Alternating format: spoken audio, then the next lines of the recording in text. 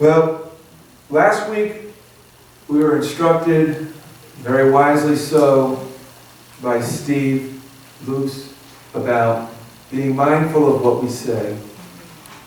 Letting your yes be yes and your no be no, what we say. This week, I'm preaching about learning to see the good in the world. So I've asked you to join me go to Matthew, page 1381. And this is Jesus' words, and Jesus is teaching the people.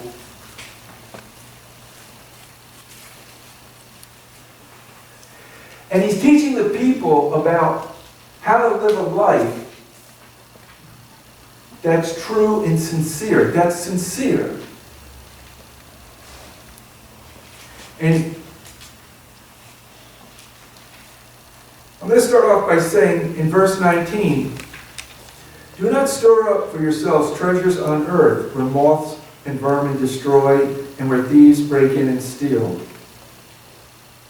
But store up for yourselves treasures in heaven where moths and vermin do not destroy and where thieves do not break in and steal. The reason why he's saying that is in verse 21. He says, for where your treasure is, there your heart will be also.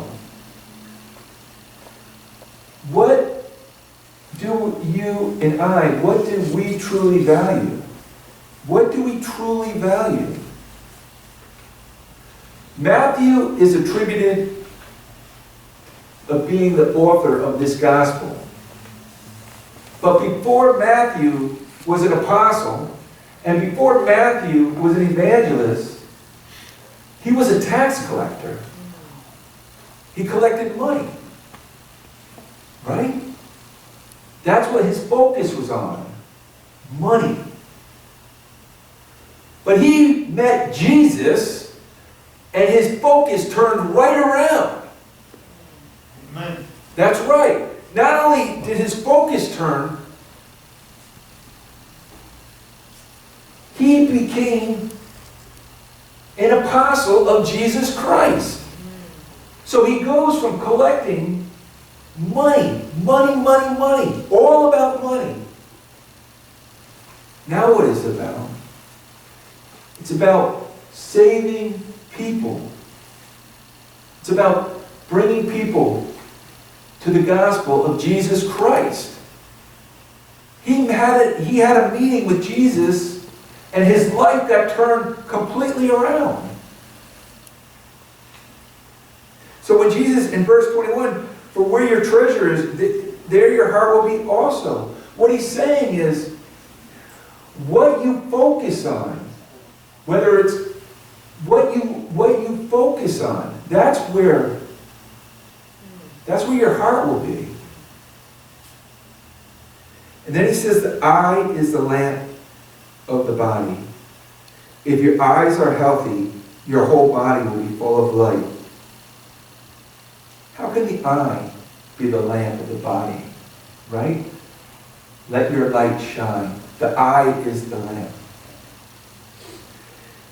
You know, when it was March and it was gray and it was heavy on me, right? The gray was heavy on me. I saw, with my own eyes, I saw problems and messes. That's what I saw. The news.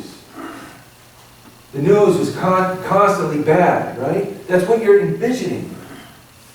When I meet people, oh, he's dirty, or he's got ripped jeans, or this or that, judgment, this and that.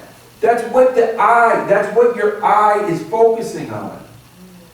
Right? And by focusing on that permeates your entire being. That permeates everything around you, your whole life. Everything. So to counter that, I come up with acronyms, like the stop sign. Start thinking only positive. I invented that to counter my own vision of seeing the world in a pessimistic view. Because our world is beautiful. Our world is wonderful. We have blue skies. We have the flowers out are beautiful. And the people that are in our lives are beautiful too. But we have to make a conscious effort to look for the good in others. And not only to look for the good in others, but look for the good in ourselves, which may be even harder to do. I could have done this, I should have done that. I could have done this, I should have done that. I failed there, I didn't do this right. That's a mess, this and that. You know what? I'm doing the best I can. Right? Doing the best I can. Look for the good in yourselves as well as look for the good in others. But if your eyes aren't healthy, your whole body will be full of darkness. If then the light within you is dark, how great is that darkness? Jesus is teaching this about us and how we view the world. How we view the world. Don't necessarily stick your head in the sand when it comes to the news. But don't always go to the negative. You know, I have to catch myself. Limit yourself. Limit yourself with the atrocities that we get through the news. Try to spend some time reading some books about Jesus or about God. Develop a positive discipline in your life so that you have a wonderful recreation in this world. Take some time. Take some time to go fishing. Whatever it is. Take some time to do something wonderful in your life. Whether you like planting, putting plants in, baking, cooking. I like to go fishing. I like to be out messing around with folks. Those are the things I like to do. And then he goes on to say, no one can serve two masters. Either you will hate the one and love the others, or you will be devoted to the one and despise the other. You cannot serve both God and money. Right? Look at that last line. You cannot serve both God and money. The other day, it was I was focusing on the lack in my life. I don't have this, I don't have that, I don't have this. I will never have enough. I'll never have enough. I'll never have that big mansion or that car or anything. You know what I said? You know what? I don't even want that. I don't even care about that. I serve God. Amen. Amen. I'm going to look for the good in others. I'm going to look for the good in myself. I'm going to be happy when I see a chipmunk. You know? The little things that have only taken a lifetime of existence to make. So let us go now to Proverbs, to page 918. 918.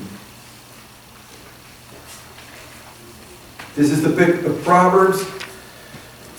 And Proverbs was written by Solomon, King Solomon.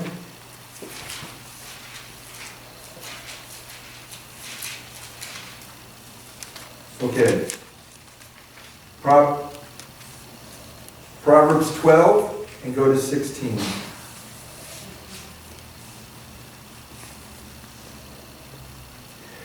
Okay, fools show their annoyance at once. Fools show their annoyance at once, but the prudent overlook an insult. Overlook, right? We're talking about learning to see the good in the world, but the prudent overlook an insult. How does this relate to how to see the world, right? How to see the good in the world? Because sooner or later, you